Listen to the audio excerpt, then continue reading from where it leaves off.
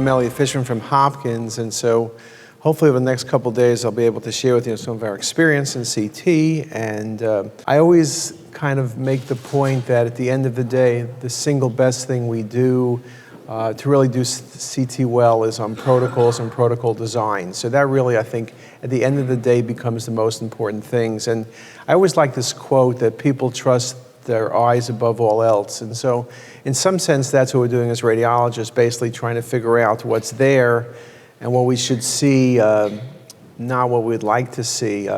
It kind of is these Waldo cartoons. Some of you may remember these Waldo cartoons where you're trying to find Waldo amongst a lot of stuff. And I think it's very much like that in CT. You're trying to find the finding amongst lots of noise, lots of normal things and relatively normal things. And it's interesting that it's very hard to find Waldo, except when you know where he is, it's very easy to recognize. And I think in many ways that's very much on CT, that once you've seen something and you kind of know what to look for, it's pretty easy at times to kind of find it.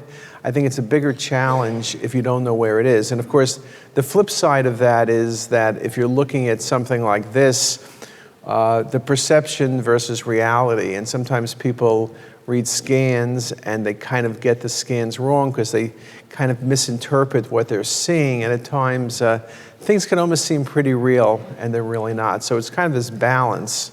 And we'll speak a lot about error. I think one of the big challenges in CT is the fact that it's very easy to make error, and I have a specific talk on errors. But if you look at this one article, the one thing the article says is that a good percentage of the misses are things where people just don't recognize the pathology. So if you do a CT scan and you find the liver mass and you're not really positive what that liver mass is and you're trying to go through differential, that's all fine and good, but at least you're in the ballpark. And if you don't get the best differential, someone else is going to look at that patient and figure something out. But if you totally miss the finding, if you miss a PE or you miss a small bowel tumor, then of course the patient goes into that negative pile and there's all sorts of potential consequences. And this underreading is one of the biggest things. And I think the challenge today, especially when we have thousands and thousands of slices on a patient, there's so much information.